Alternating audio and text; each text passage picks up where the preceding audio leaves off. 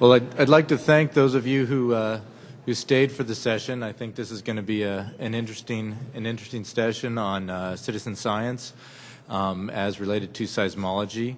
We're very lucky to begin this session with David Wald, and this is a talk by David Wald, Bruce Warden, Vince Chitariano, and Jim Dewey. And Dave's been doing citizen science before the term was even coined, so he can give us a good perspective of how his project has evolved over the years. Thanks, Dave. Okay, thanks, Paul. In addition to my co-authors, I just want to acknowledge the USGS web team, because the rate of responses we get with DigiField is quite extraordinary, and it wouldn't work out very well without their help. So I want to just acknowledge them.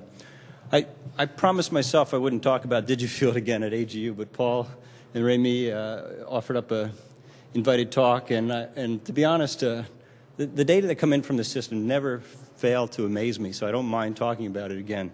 It's really remarkable to see the continued entries that come in year in and year out.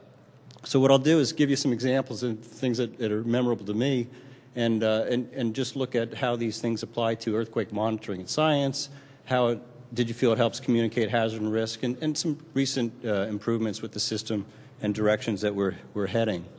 I'll go through about 30 or 40 slides really quickly, so if you want to get some details, most of what I'm presenting is actually summarized in a kind of retrospective paper on DigiField, in a paper in Annals of Geophysics edited by our charming and exceedingly handsome co-conveners here, Paul and Remy, and maybe I'll get a couple more minutes out of this talk from them.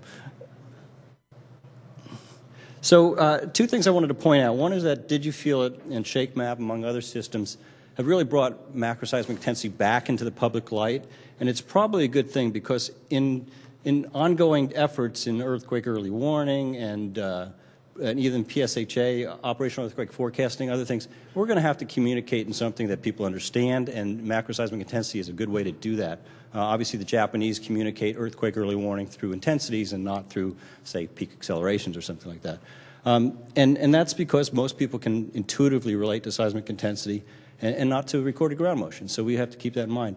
And it's kind of a hard thing for me to actually come to realize, but DigiField provides a better estimate of intensities than we can do instrumentally, and it's quite obvious because the intensities are defined by what people say they felt.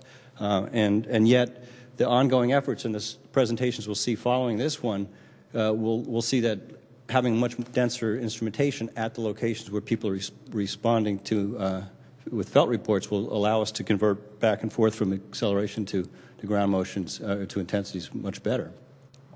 Some quick statistics. So DigiField's been running in California since '99. The U.S., we went U.S.-wide in 2001, and then globally in about 2005. And just domestically, we've had about 2.5 million responses in that time period. The max number of responses we had was about 150,000 for the Mineral Virginia earthquake, and that was about 62,000 in the first hour. That's a rate of about 17 per second for an hour. Those are responses. Those are not web hits, but actually forms being filled out. So that's kind of remarkable, and it's hard to keep up with.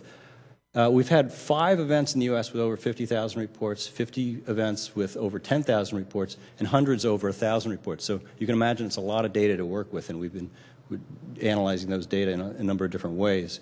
Outside the U.S., we don't get as many responses, but we are starting to really increase the numbers, and we've had 11,000 cities reporting for 28 events. We've had over 1,000 responses. So that's pretty reasonable for any particular earthquake.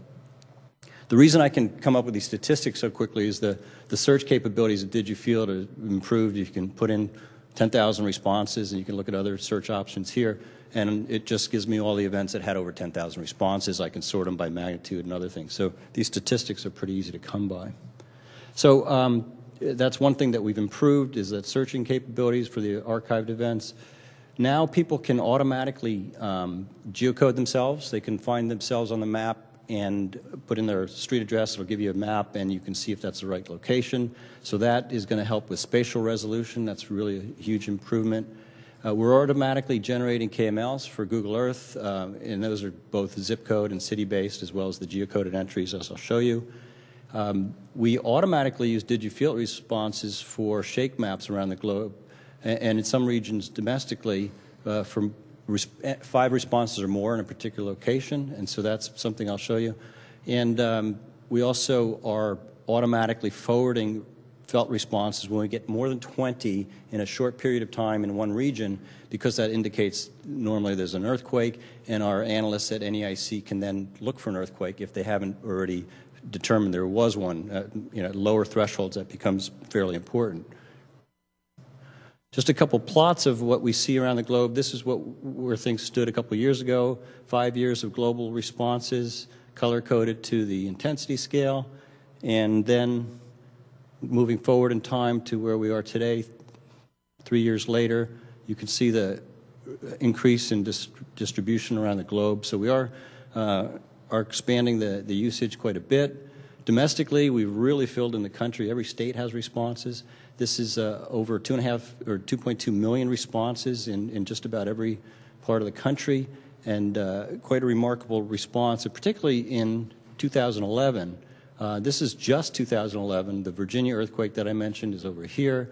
Oklahoma and a number of other areas contributed. So we had about 500,000 responses in 2011. And it's interesting, if you just take snapshots in time, if you look at 2012, we're down to fewer than half the number of responses. And again, it's dominated by significant earthquakes. But an interesting observation is that if you look at the difference between 2011 and 2012, this is just 2011 again, a lot of the responses we got are actually from events that we consider induced. And so this is a quick snapshot at the hazard caused and associated with these events that are induced. We have a distribution of the shaking from these quite nicely.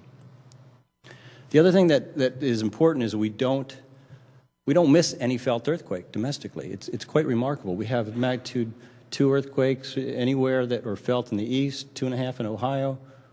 Let's see, Tennessee slipped off the map. So Texas has been renamed Tennessee here. So this 2.3. The point here, though, is that anything that's felt effectively alerts the NEIC analysts. They can usually go out and find that earthquake because we know the time the first entries came in, and we know the location pretty closely. You can really easily locate events when you have that kind of starting point. So that's been extremely helpful.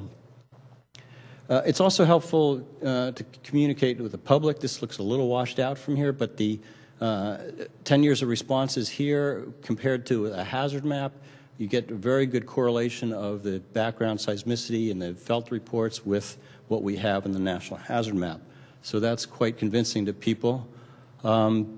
It's also very useful communicating the differences in propagation between the east and the west. This is just the felt reports or the felt domain for 2 comparable size earthquakes, actually a slightly larger earthquake in California and a much, much larger felt area for the Virginia earthquake in central Virginia. So that's quite intuitive to describe in this fashion. Another way we can do outreach and education is put up scenarios or put up historical earthquakes. We'll have an anniversary of the Good Friday Alaska event in a year and a half, and so we put up a felt report for that. And just today I talked to somebody in the Kodiak Daily, and they're going to post that URL for this page. And since the event was only 50 years ago, we should get a number of felt reports over the next couple of years while the anniversary is in place. As I mentioned, the data go directly into the shake map. This is the large Chilean event felt throughout South America, something we can establish quite quickly. And then the nature of the intensities along the Chilean domain then can feed directly into the shake map, and again with the threshold of a number of responses per location. That can then feed into the page results, and so these do provide some rather important constraints in situations where we don't have ground motion observations. Unfortunately, that is true of much of eastern U.S., where the Virginia earthquake was not particularly well recorded for the main shock in terms of strong motions, but well distributed in terms of intensities. We can then zoom in on this and see the quality of the data as you get closer. 148,000 responses for this event. These are the zip codes, but we can now geocode those locations. The intensities become more consistent with what we observe as we go to these finer resolutions, and those in turn can then go onto the shake map. So the shake map in a predictive fashion is shown on the left, pretty much a bullseye. As we incorporate the felt reports, then we can have a better constrained map of the event. It's pretty vital to do that because, among other products, the ShakeCast system relies on the shake map as an input. A better constraint allows us to then provide groups like the NRC, Nuclear Regulatory Commission, with estimates of shaking at nuclear facilities. We estimated 1/4 of a G at the North Anna plant, and well before that value was determined, we provided that with a conversion from intensity to peak acceleration. So did you feel it goes into shake map? Shake map goes into the ShakeCast system as well as the pager system.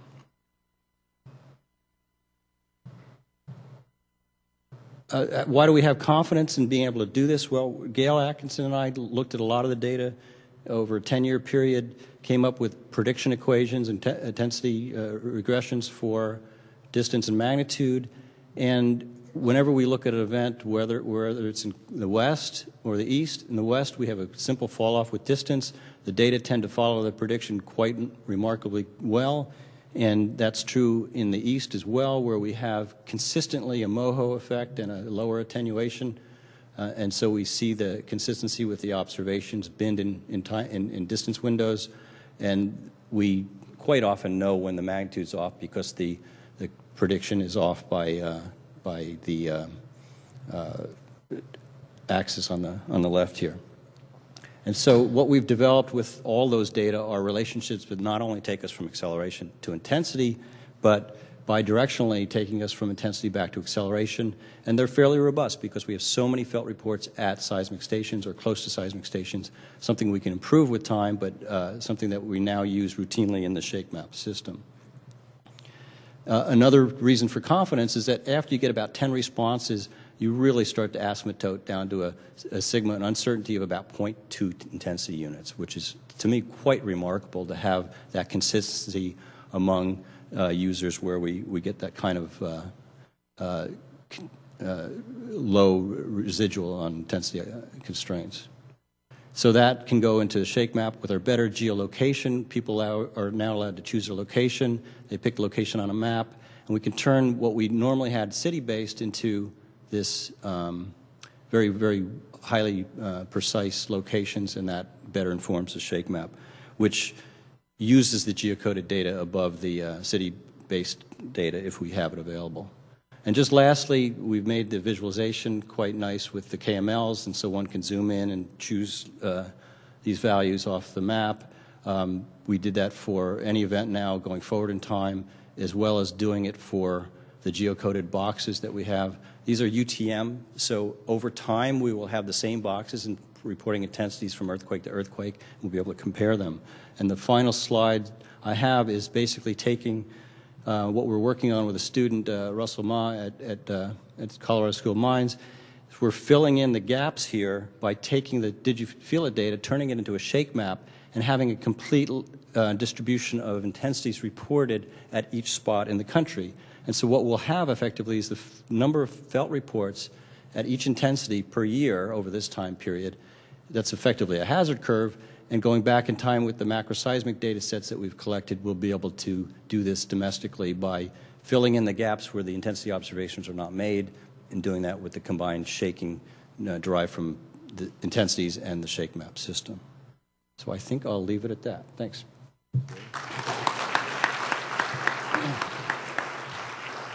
Time for a quick question for Dave. Hard to see. Luciana?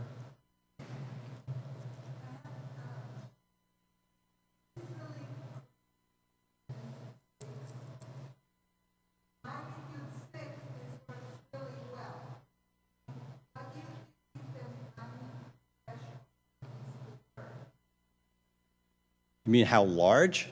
Yeah. Well, you know, if things go bad after a very large earthquake, we'll lose data in the short term, and so you know we don't want to rely on did you feel it for emergency response and other critical response, we really would want a shake map system in any place where we're going to have large earthquakes.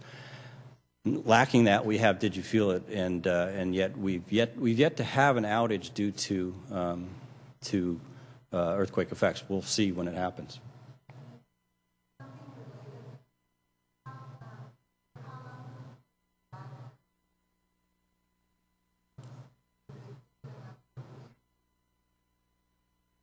I actually didn't even hear that question.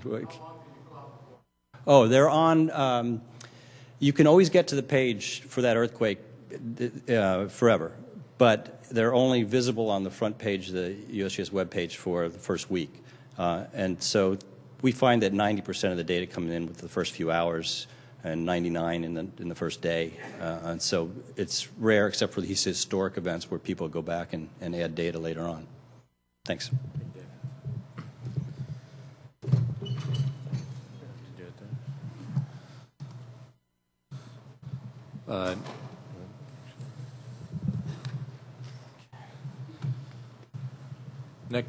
Next we have Jesse Lawrence and Elizabeth Cochran, Carol Christensen, and Angela Chung. And the title of the talk is Quake-Catcher Network, a seismic network for the world. No small goal there.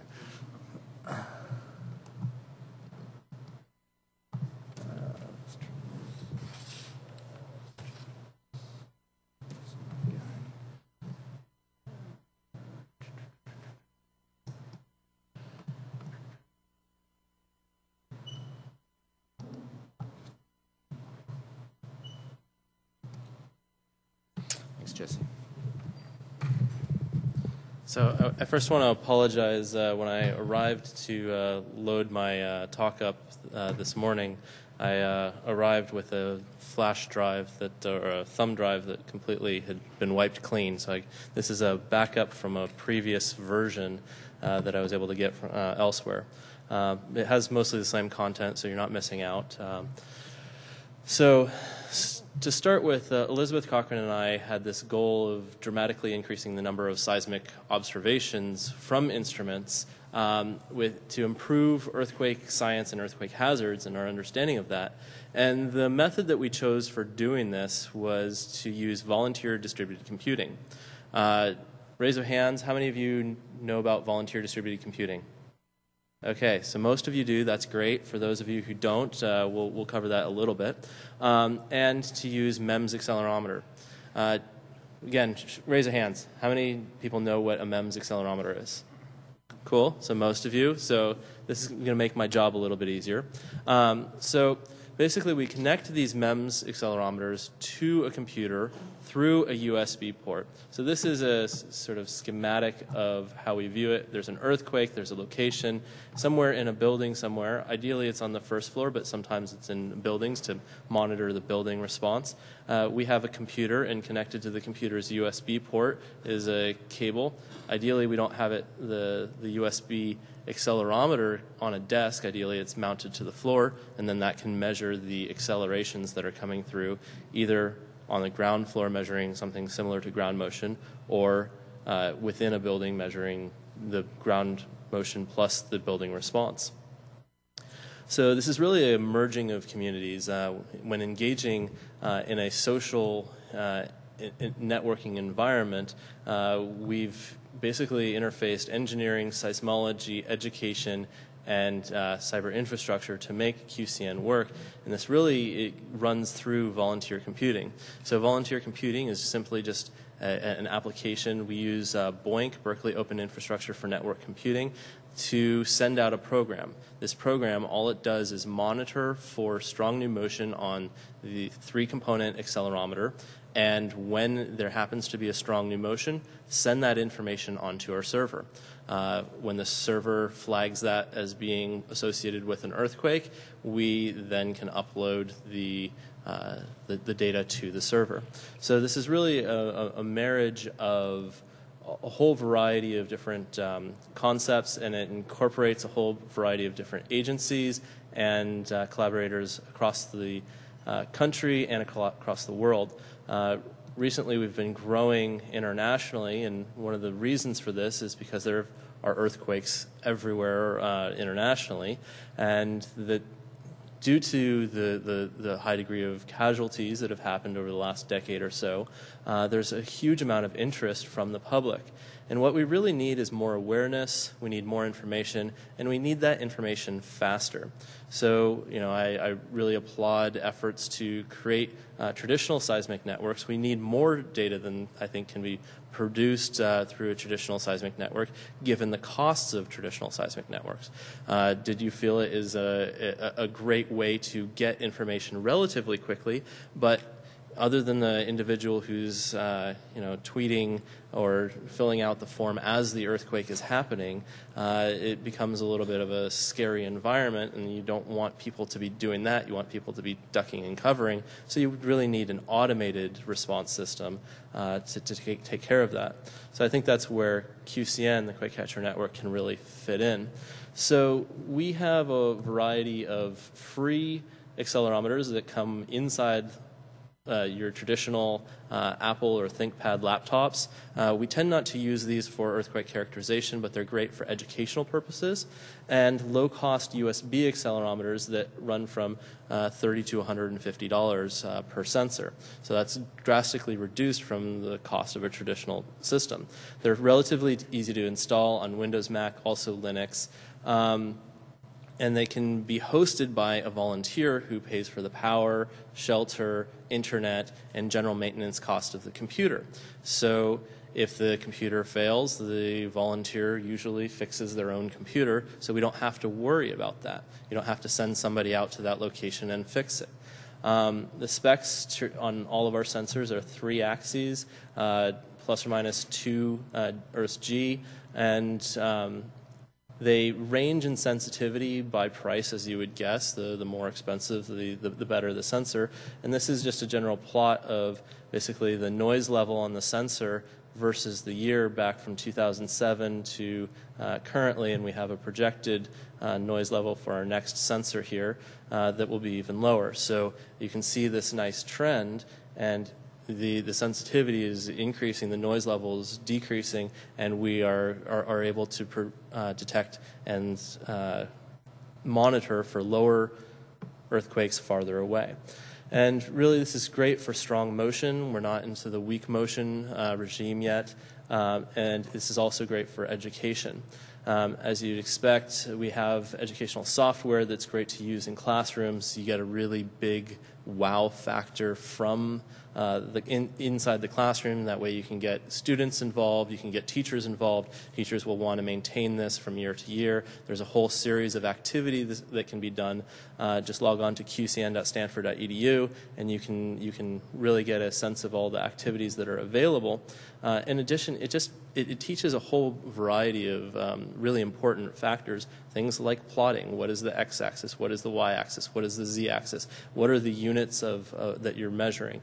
And then features like acceleration. If you want to understand acceleration and teach acceleration, there's nothing better than having a kid shake the sensor in their hand and really monitor what's going on in their hand and see how displacement and acceleration are uniquely different.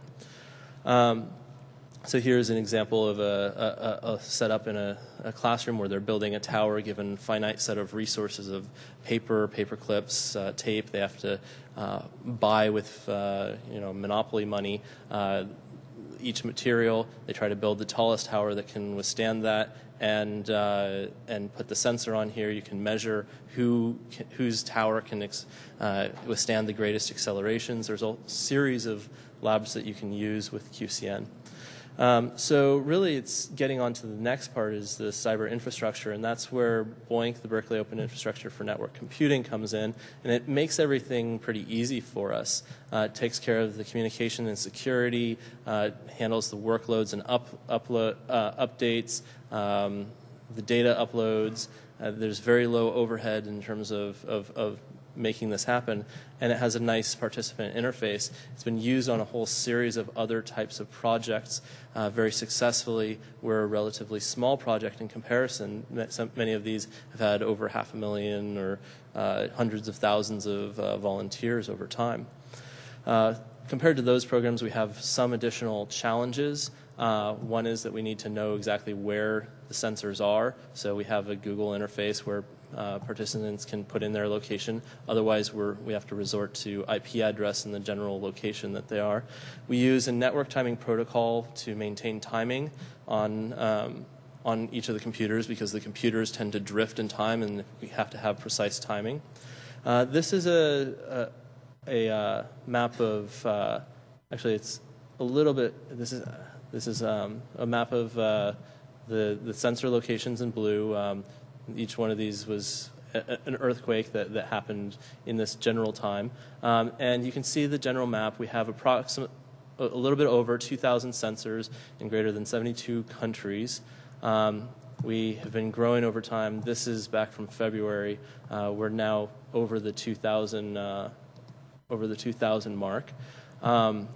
And we can run very efficient algorithms on computers such that they don't use much computation, and we can do the detections at the various different times. We get these detections on average in California about 3 to 4 seconds, on average in the world in about 4 seconds. And we can get 90% of them within 6 or 8 seconds. And one of the main goals is to do rapid earthquake detection. So this is an example of our alert map that's generated from these observations. It's very similar to the USGS shake map in terms of the estimated intensity. These things are generated within most cases, on average, I believe it's within 9.5 seconds is the median time to detection in the New Zealand region, and in most cases we get the magnitude well within 1 order of magnitude. So we can do these types of estimations quite well, quite rapidly, where we have large numbers of sensors. Where we have few sensors, it's very challenging to do so. If you didn't see Angela Chung's poster this morning, I think the poster is still up and that you can view it out in the Seismology poster session. So thinking about ground amplification, this is the current sort of Southern California seismic network. If you were to have 1 in every 5th school, this is the type of record that you'd be able to see if you had a sine wave basically propagating through. If you were to look at buildings, this is a building that was instrumented by our friends in Taiwan, and you can see the acceleration drastically increasing as you go up in stories through the building. There's all sorts of features. So this is our current network where we have greater than 2,000 sensors. This is where we'd like to be in 4 years with seismic sensors wherever we have earthquakes. This is easily doable. The infrastructure can handle it. And there, I believe, are plenty of volunteers out there who would like to participate. The main thing that we can really do is reach out to our international collaborators and promote this. And so that's what we're really trying to do. And in one of the early slides, you can see that we have quite a few groups now working with us to expand this effort. And so that's really the direction that we're headed. So thank you.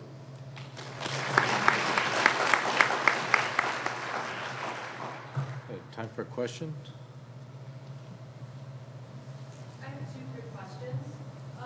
One, is there any curriculum being developed to give to the classrooms that are receiving sensors? So we have the classroom activities, and these classroom activities are based on not necessarily the new standards, because we hadn't had time to respond to those yet, but to the previous standards in primarily the 6th grade education of earth sciences to address as many of the curriculum concepts there as we could. And the second question is, do the citizens who have the sensors get to see any of the results? So they do. There are kludgy ways to view it at the moment. We're working on ways to improve that. Soon, I believe we will be able to email all of the participants whenever they've detected something, or when somebody else has detected something that's of interest.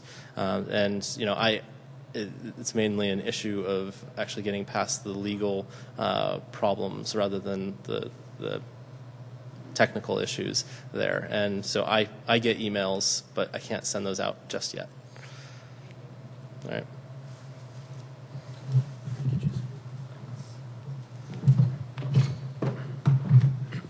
Okay, our next talk is about the NetQuake projects. It is given by James Ludgert and David Oppenheimer.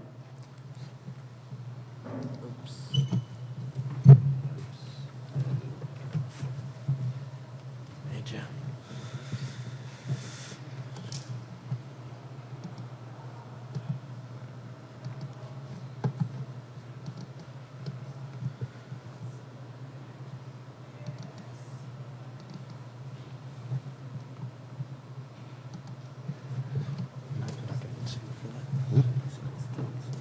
Yeah. Well, NetQuakes. What is it? NetQuakes is an attempt to put out relatively inexpensive research-grade instruments, strong motion instruments, and use the internet to retrieve data with them. This was driven by observations, really over the last more than a decade, that we were inadequately collecting data in a spatial sense. And we were looking at particularly this area in light of the Hayward Fault, about which we're very concerned, and realizing that we have probably a very short amount of time to get instruments in to do a really great job of recording a major earthquake in an urban area.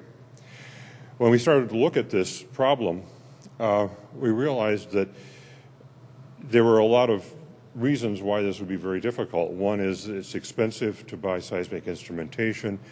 There are serious permitting issues in very congested areas, urban areas. Telemetry is always a problem. We started looking at this particular situation, and as you can imagine, in an urban area like this, it's hard to find a place to put a typical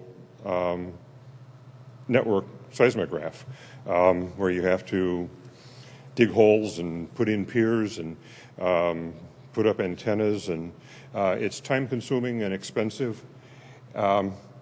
And we took a look at that and realized, well, maybe there's our opportunities here. One is that in an urban area like this, the internet is ubiquitous. Everybody has broadband. And the other thing that is everywhere is people. So if we can take advantage of all these people and all the internet, maybe we can get instruments in a very dense fashion. So the NetQuakes concept was born. The idea being that we would have an inexpensive instrument, again, using MEMS sensors. Three-component, this is a ANSS Class B instrument.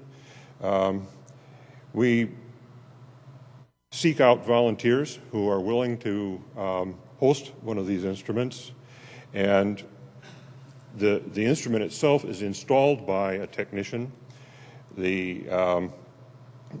So that we know that initially it's oriented properly, it's level, we know precisely what its location is, and we monitor state of health with hourly state of health messages. So we're continually aware of whether or not it's operational or not. If there are difficulties, it's easy for a host to remove the instrument from the secure base plate, put in a new instrument. This was sort of at the root of the whole concept of NetQuakes. The result being that we have research-grade data hosted by citizen scientists. In order to make this work, we wanted to minimize the burden on the host so they would be willing to have these instruments in their homes. First off, we have minimal cabling. There's we don't run a cable up to the roof with a GPS antenna for timing. We don't have Ethernet cables running to their routers. We use Wi-Fi to communicate and use NTP for network time protocol for timing. We've come up with a protocol, communication protocol, that isolates the instrument behind anyone's firewall and reduces any risk, security risk for the host.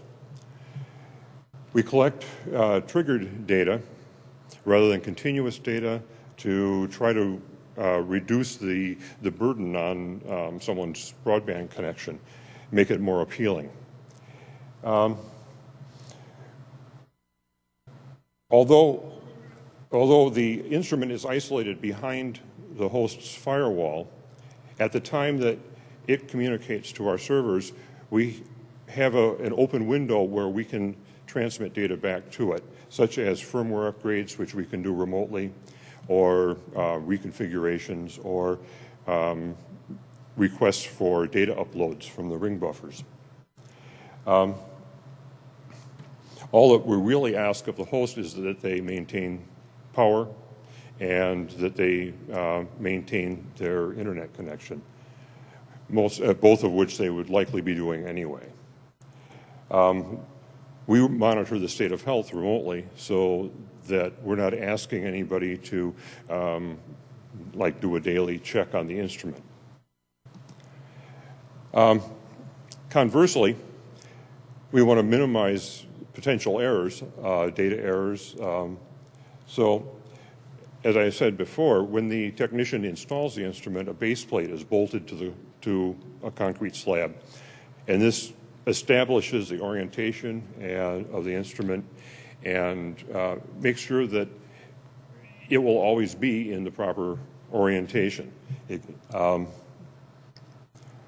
We use NTP time. Raw NTP time is probably not as good as you would really like to have for research-grade data. But instead of using the raw time, what we are doing is using numerous samples of NTP to discipline the onboard clock. And we've found that this can give accuracies better than a millisecond, which is quite good for our purposes. Hourly state of health messages allow us to assure that the instrument is operational all the time, and the ability to grab data at frequent intervals lets us do data quality assessment. There have been a couple of instances, where we have relied upon our citizen scientists to do instrument maintenance for us. Early in the project, there was one of these bizarre programming things where two separate issues, that neither of which was disastrous, interacted. And it was a disaster. It took down all the instruments in the network and overwrote the internal memory. Fortunately, we were able to repair this entirely by mail, by mailing compact flash disks to all of the hosts with instructions for how to replace them.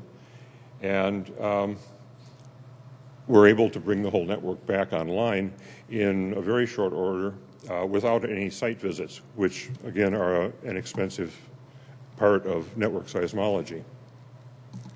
On a more mundane level, instruments like this have backup batteries to keep them running when you lose AC power, but these need to be replaced every 3 or 4 years. We are currently doing this by simply sending the hosts a replacement battery with instructions for replacing it, and they send the old one back to us for recycling. We've just started doing this and have completed about 80 of these now, and it's great. People are really wonderful about this. the popularity of the program has been beyond my expectations. We currently have over 7,500 potential hosts, people who have volunteered their utility rooms and garages for an instrument. And this is way beyond the current 500 instruments that we own. But it certainly gives us a lot of choice in where we might place these. This is a display from Seisnet Watch that we use for monitoring instruments. And basically, it's one slot for each instrument in Northern California, and green is good and yellow is, well, might be a problem, and red is bad. This was from yesterday, and at that point there were fewer than 3% offline, which for network seismology is fantastic. This is as good as any seismic network you will find. And this is really a tribute to the citizens who have been helping us with this project. This is the entire set of currently deployed NetQuakes instruments, over 400. And if we look at the average cost of telemetry, which is being donated by our hosts, this adds up to almost $250,000 a year that we are saving that we can put back into other instrumentation. So this is the current state of the NetQuakes network, over 400 sites deployed right now, and hopefully this time next year we'll have 500. Thank you.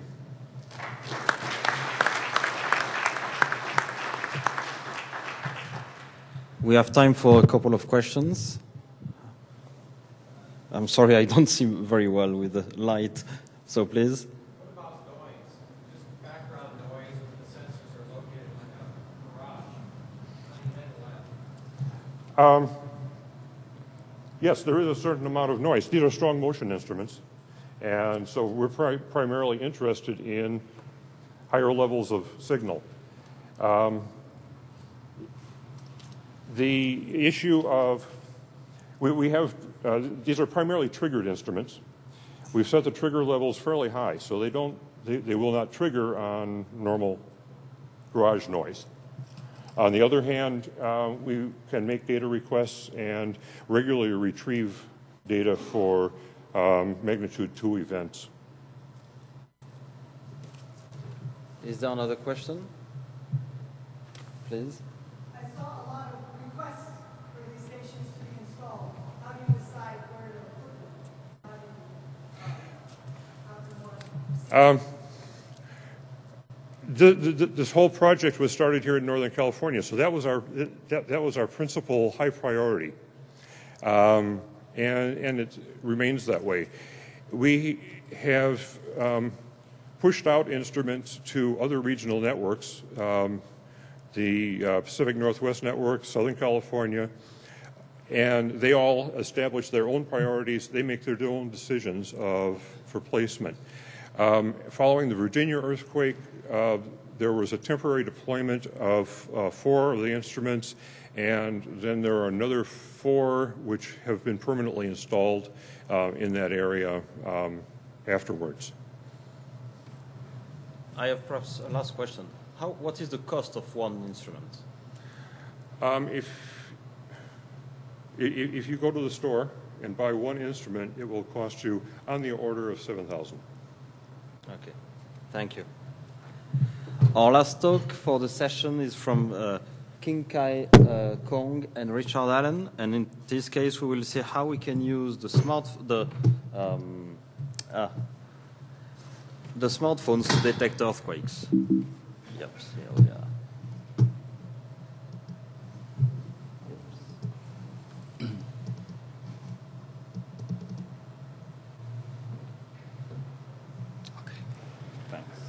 Well, I think now everyone is waiting for the beer time, right? And me too. And before you go, I hope I can give you something to talk during you enjoy the beer. And today, we will explore how can we use smartphones to detect earthquakes together. Well, it's really interesting that when you use a smartphone and when you change the orientation of the smartphone, the screen will change with it automatically. This is because this little tiny accelerometer installed on the smartphone. And when we put these accelerometers on the smartphone, and we didn't expect that we can use these accelerometers to do a lot of things, like today, what I will talk. As we know that there are hundreds of earthquakes occurring every day around the globe.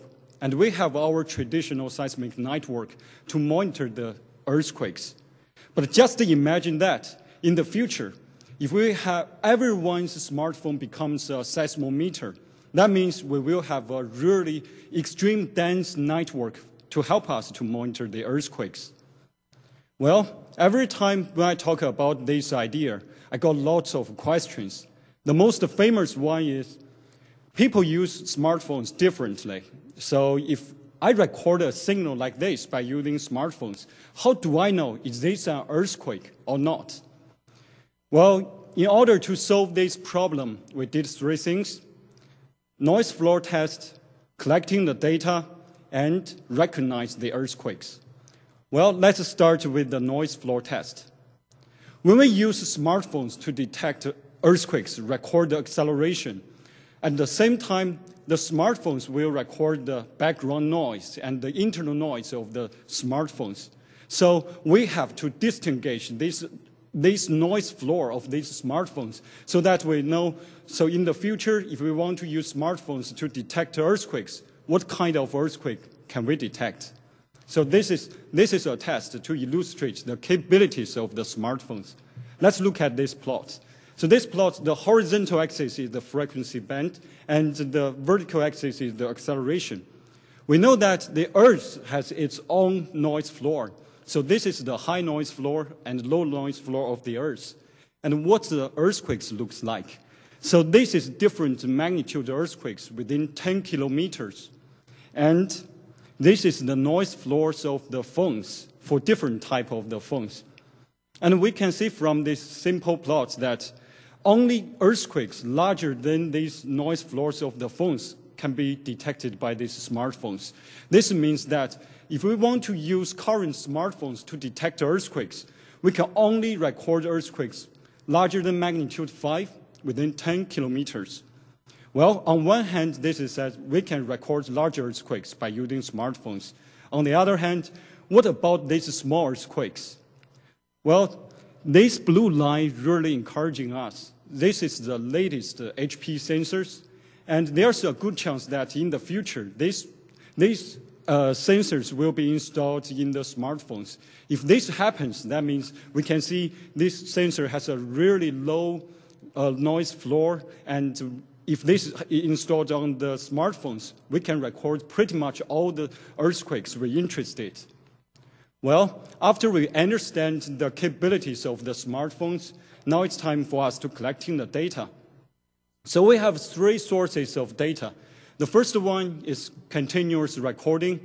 We have volunteers who helped us to continuously recording different type of human activities, like walking, running, driving a car, and sitting, and so on. And this is the acceleration for different type of activities. We can see at even the simple glance of these ones, like bus, desk, walking, and running, we can see different patterns behind these activities. These patterns can be used in the future to distinguish them from earthquakes. The second mode we call is trigger mode.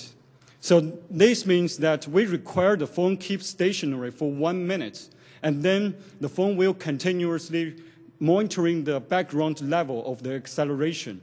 And when the acceleration exceeds certain threshold, and then we call it a trigger, like there. And then when there's a trigger, we will send data 30 seconds and 30 seconds before and 30 seconds after the trigger back to our server. By using these simple methods, and we can filter out most of the human noises and only record some quiet earthquake data in the future. Well, the third type of data is shake table test. We did the shake table test for two purposes. The first one is collecting earthquake data, and the second one is evaluate whether these smartphones can perform well during large shakings. This is an engineering shake table, and most of the shake table tests they did is larger earthquakes, larger than magnitude 5. And this larger guy here is some structures and testing, and the arrow pointing to our plate where our smartphone is. And if we zoom in, we can see this is all our smartphones put freely on the table in different orientations. What the data looks like. So this is the raw data from the shake table. And we can see that the red lines are recorded by our smartphones, and the blue lines are recorded by high-quality accelerometers installed on the table. If we filter the data to longer periods, and we can see that the data from the smartphones matching the data from the table quite well, especially on the two horizontal components. And if we zoom into the first 10 seconds and the first 10 to 20 seconds, and we can see that almost every wiggle from the phone matching the data really good. This means that in the future, if we use smartphones to record earthquakes, we can record large earthquakes. And after we collecting this data, and finally it's time for us to recognize earthquakes. So the approach we used is artificial neural network, and there are 4 steps of this approach. After we collected the acceleration data, and then we use a sliding window to divide the acceleration, to divide the waveforms into different sections. From each of these sections, we extract the parameters.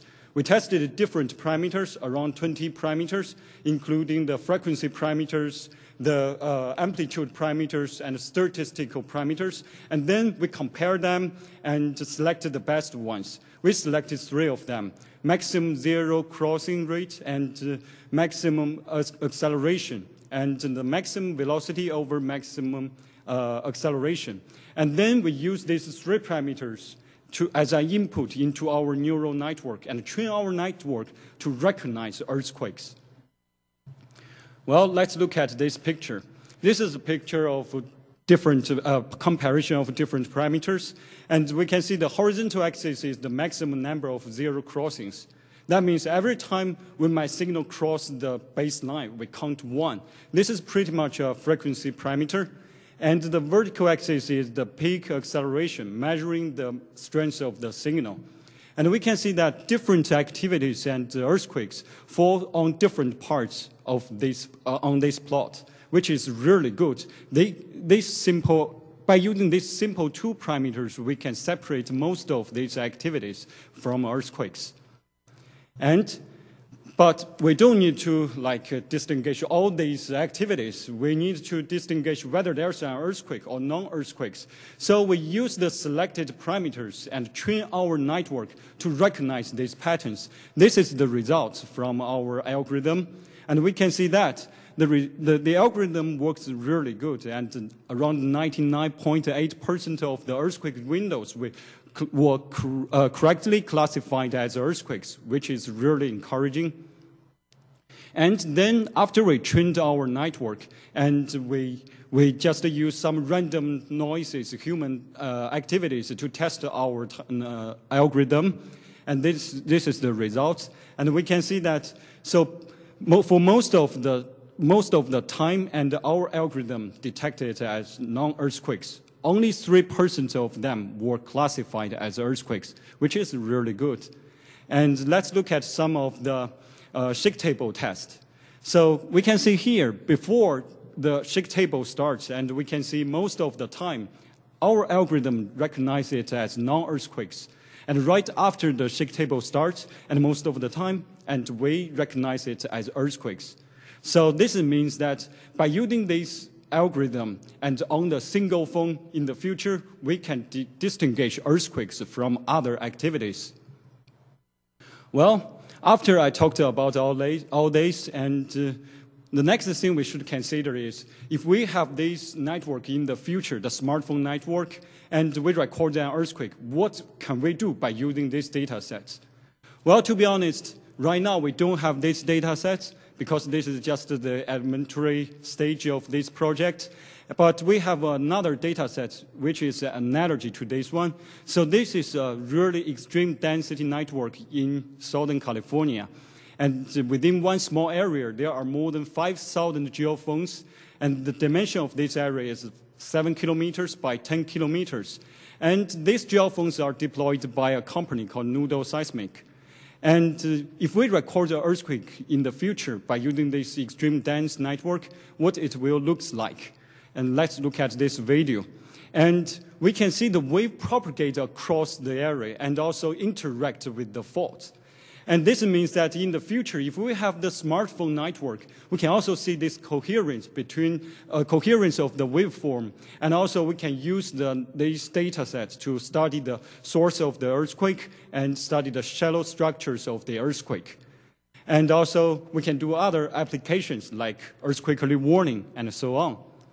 Okay, so after I talked this and before I finish, and let's recap something. And today we talked about the noise floor test, which shows the capabilities of the smartphones. And then we talked about how we use smartphones to collecting data, human activities, and also the shake table data. And then we talked about how we use this data to develop algorithm to distinguish earthquakes. And then we talked about what can we do by using a data set in the future. Well, there's a lot of things we can do, and also a lot of things awaiting for us in the future. Okay, thank you. Thank you very much.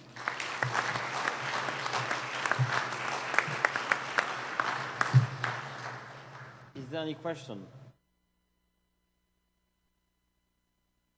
Don't see. Yes, please.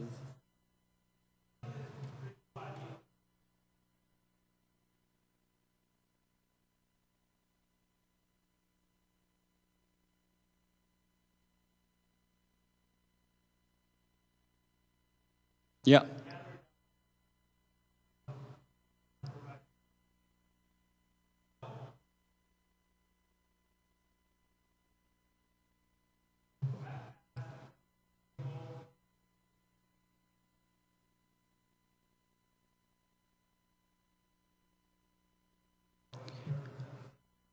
Well, that's a good question, and also we are considering about that.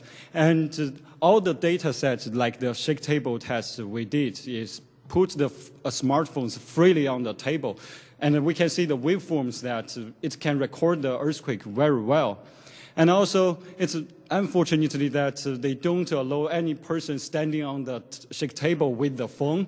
So right now, we don't have that kind of data sets, like when there's an earthquake and when the phone is, like when you're walking with the phone walking with you and running with you, we don't have that data set. But in the future, we will record that data set. And also, we believe that by using the pattern recognition algorithm, we can distinguish that. Thank you. So we see we are looking for volunteers to go on the shaking table. So, Jesse?